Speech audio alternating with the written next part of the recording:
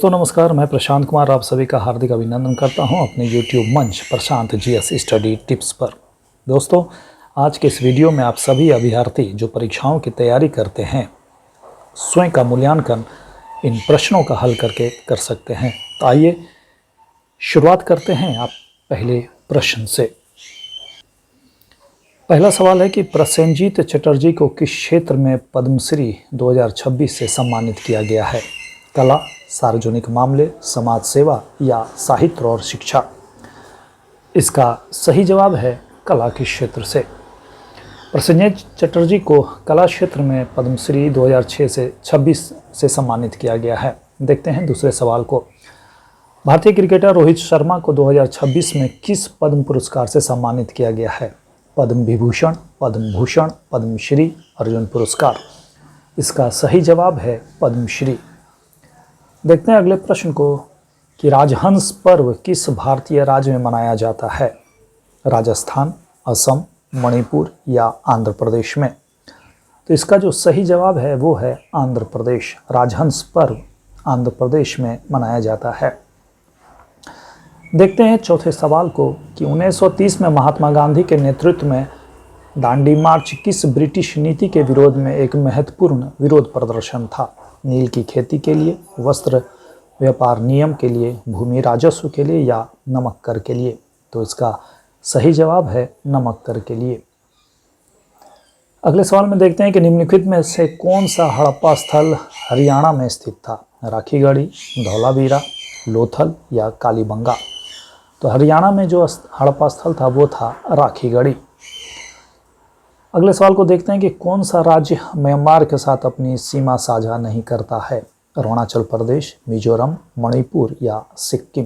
तो इसका सही जवाब है सिक्किम। नियम डैश जो है उसमें कौन सा नियम भराएगा कि नियम लोकसभा की कार्रवाई के संचालन और आचरण के नियम संसद भवन के समक्ष औपचारिक प्रस्ताव को शामिल नहीं करता है, इसलिए इस नियम के तहत किसी मामले पर चर्चा के बाद कोई मतदान नहीं हो सकता। तो नियम ये कौन सा है? 149, नियम 193, नियम 186 या नियम 158? तो इसका सही जवाब है नियम 193। देखते हैं अगले सवाल को कि वंदे मातरम गीत के संदर्भ में जिसने हाल ही में अपनी रचना के बाद 150 वर्ष पूरे किए हैं, निम्नलिखित कथनों पर विचार करें। इस गीत को बाद में जनवरी 1950 में संविधान सभा द्वारा भारत के राष्ट्रगान का दर्जा दिया गया।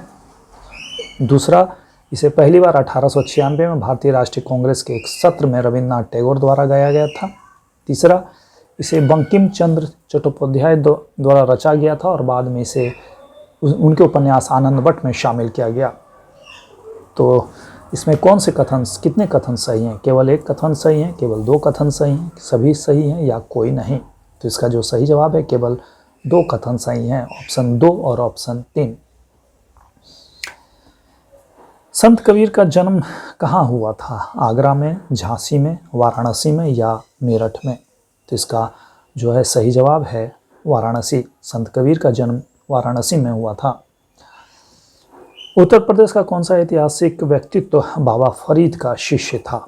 अमीर खुसरो, निजामुद्दीन औलिया, ज़ियाउद्दीन बरनी या शेख फैज़ी? तो इसका जो सही जवाब है, जो बाबा फरीद का शिष्य थे वो थे निजामुद्दीन औलिया। देखते हैं अगले सवाल को कि निम्नलिखित में से किस आंग्ल मराठा युद्ध के परिणाम स्वरूप पेशवाओं के प्रांतों को बम्बई प्रेसिडेंसी में विलय हो गया?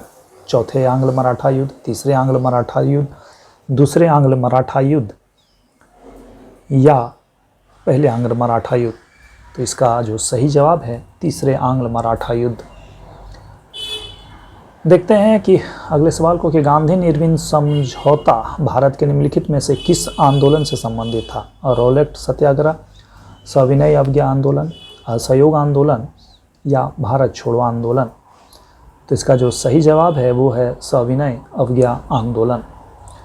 देखते हैं अगले सवाल को कि द्वैध शासन प्रणाली की शुरुआत किसने की थी? रॉबर्ट क्लाइव ने, वारेन हेस्टिंग ने, लॉर्ड कॉर्नवालिस ने या लॉर्ड वेल्लेस्ली ने? तो इसका सही जवाब है रॉबर्ट क्लाइव। देखते हैं अगले सवाल को कि निम्नलिखित में से बिहार का कौन सा जिला नेपाल के साथ अपनी सीमा साझा नहीं करता है? पूर्वी चंपारण, शिवहर, सीतामढ़ी या किशनगंज? तो इसका सही जवाब है शिवहर। देखते हैं अगले सवाल को कि विश्व का पहला संरक्षण और प्रजनन केंद्र जो गंभीर रूप से लुप्तप्राय एशियाई राजा गिद्ध के लिए समर्पित है, कहाँ शुरू किया गया? महाराजगंज उत्तर प्रदेश में, जयपुर राजस्थान में, देहरादून उत्तराखंड में, कानपुर उत्तर प्रदेश में? तो इसका सही जवाब है महाराजगंज उत्तर प्रदेश। देखते हैं अगले सवाल को कि केन बेतवा लिंक नहर किस राष्ट्रीय उद्यान से गुजरती है? बांधवगढ़ राष्ट्रीय उद्यान, कान्हा राष्ट्रीय उद्यान, पन्ना राष्ट्रीय उद्यान या पेंच राष्ट्रीय उद्यान? तो इसका सही जवाब है पन्ना राष्ट्रीय उद्यान। देखते हैं अगले सवाल को कि वारेन हेस्टिंग किस वर्ष भारत में पहले गवर्नर जनरल बने? 1780, 1770, 1773 या 1775? तो इसका सही जवाब है 1773। देखते हैं अगले सवाल को कि पोषण की वह विधि जिसमें जीव सरल पदार्थों से स्वयं भोजन बनाते हैं क्या कहलाती है? विषमपोषी पोषण, स्वपोषी पोषण, मृतोपजीवी पोषण या फोटोट्रॉपिक पोषण? तो इसका सही जवाब है स्वपोषी पोषण। देखते हैं अगले सवाल को कि प्रेम वाटिका की रचना किनके द्वारा की गई थी? सूरदास, चैतन्य, कबीर, रसखान? किनके द्वारा प्रेम वाटिका की रचना की गई थी? तो ये थे, इसका सही जवाब है रसखान। देखते हैं अगले सवाल को कि भारत में आधुनिक शिक्षा प्रणाली की शुरुआत की नींव किससे हुई थी? 1854 के वुड डिस्पैच से, 1835 मैकाले के मिंट से, 1813 के चार्टर एक्ट से या 1784 पिट्स इंडिया एक्ट से? तो इसका सही जवाब है 1835 मैकाले मिंट से। अगले सवाल को देखते हैं कि ब्रिटिश हाउस ऑफ कॉमन्स में चुना जाने वाला पहला भारतीय कौन था? दादा भाई नौरोजी, जयप्रकाश नारायण, मोरारजी देसाई या WC बनर्जी? तो इसका सही जवाब है दादा भाई नौरोजी। देखते हैं अगले सवाल को कि शिवाजी का राज्याभिषेक किस स्थान पर हुआ था? शिवनेर में, रायगढ़ में, कालानौर में या रायचूर में? जिसका सही जवाब है रायगढ़। शिवनेर में शिवाजी का जन्म हुआ था। देखते हैं अगले सवाल को कि दुनिया में सबसे कम वर्षा कहाँ होती है? कालाहारी, सहारा, अटकामा या थार मरुस्थल? तो जो सबसे कम वर्षा होती है वो है अटकामा में, अटकामा मरुस्थल में। देखते हैं अगले सवाल को कि